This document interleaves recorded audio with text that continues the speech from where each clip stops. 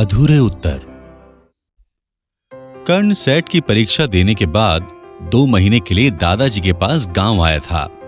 उसके पिता पिछले कई वर्षों से वर्जीनिया में थे और चाहते थे कि अंडरग्रेड की पढ़ाई शुरू करने से पहले वो कुछ समय अपने पुश्तैनी गांव में दादाजी के साथ बिताए और अपने जीवन के दृष्टिकोण का विस्तार करे।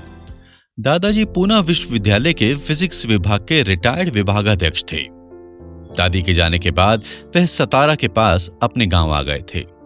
कुछ विशेष नहीं करते थे, बस लंबी सैर, दोपहर को सोना, टेलीविजन पर सीरियल देखना, मन हुआ तो कोई किताब पढ़ लेना, इतना ही करते थे। कर्ण के आने से उनमें एक नई स्फूर्ति आ गई थी। अब वह सारा दिन उससे बात करते रहते। एक दिन वह उसके कमरे में गए तो उन्होंने देखा वह लैपटॉप पे काम कर रहा है। शाम के समय इसके सामने क्यों बैठे हो? यूनिवर्सिटी का फॉर्म भरना है। वो कल करना। अब चलो, सूर्यास्त का समय हो गया है। उसे देखूंगा नहीं तो आज के सौंदर्य अनुभव से वंचित हो जाऊंगा। कर्ण हंस दिया। अच्छा, चलिए। रास्ते में दादाजी ने पूछा, क्या पढ़ना चाहते हो? मैकेट्रॉनिक इंजीनियरिंग और बाद में आर्टिफिशियल इंटेलिजेंस। क्यों? क्योंकि इसमें मेरी रुचि है। दादाजी बहुत देर तक चुप रहे। फिर उन्होंने कहा, मनुष्य होने के अनुभव का क्या होगा? शायद वह अधिक अर्थपूर्ण हो जाएगा। कैसे? आप मुझसे क्यों पूछ रहे हैं? आपने सारा जीवन फिजिक्स पढ़ाया है।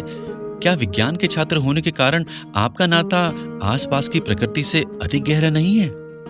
है, परंतु मेरा संबंध उसके सौंदर्य से नहीं बदला, मन की भावनाओं से नहीं बदला, जीवन मूल्यों से नहीं बदला।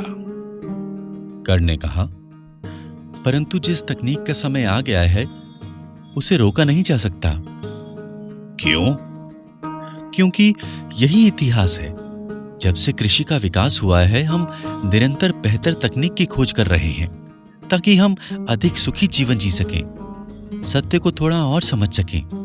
तकनीक के बिना क्या यह संभव था कि हम ब्रह्मांड में पृथ्वी का स्थान समझ सकते? क्या आप नहीं चाहते हम और अधिक सक्षम हो सकें? कर्ण ने उत्तेजना से कहा।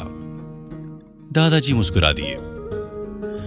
परंतु इस तकनीक ने हथियार भी तो दिए हैं।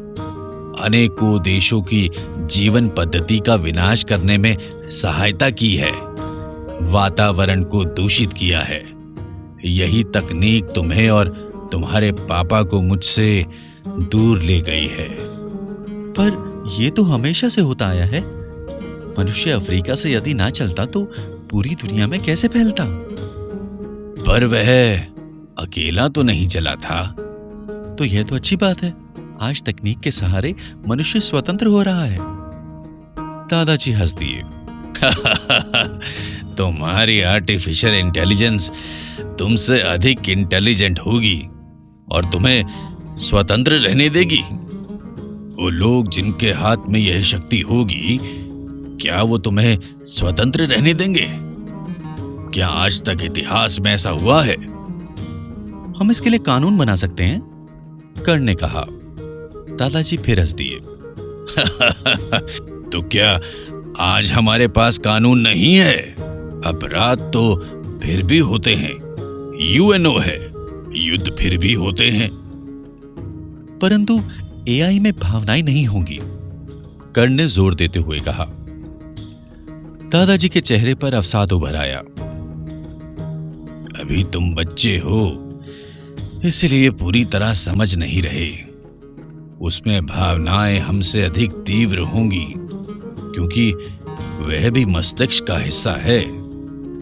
मनुष्य स्वयं शेष प्राणियों से अधिक बुद्धिमान है, इसलिए उसकी भावनाएं भी अधिक विकसित हैं, चाहे वो सकारात्मक हो या नकारात्मक हो।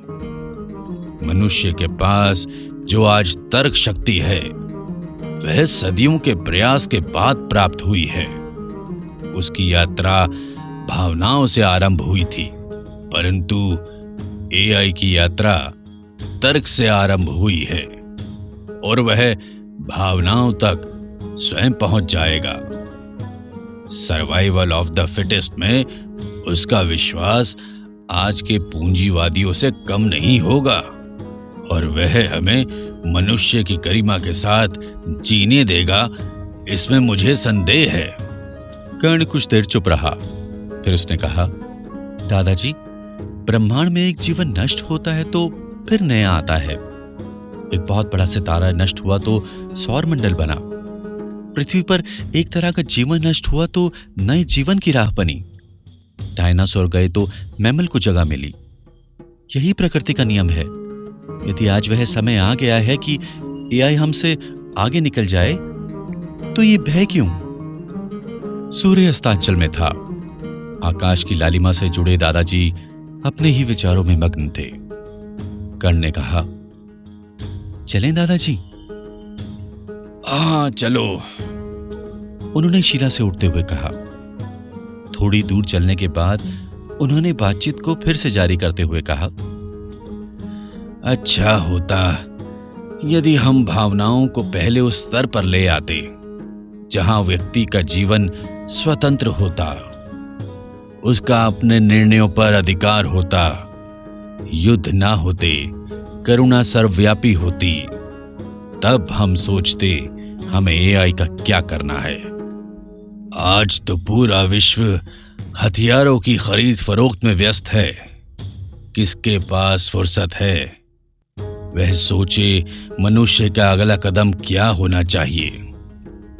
वो तो बस चल रहा है अंधकार में अपने अहम के पीछे, अपनी व्यक्तिगत ताकत बढ़ाते हुए। दोनों घर पहुंच गए तो कर्ण ने कहा, दादाजी, मुझे फॉर्म भरना है। बिना इस तकनीक को समझे ना मैं इसके विरोध में बोल पाऊंगा ना पक्ष में। हाँ हाँ, जाओ तुम और निर्भय होकर रहो।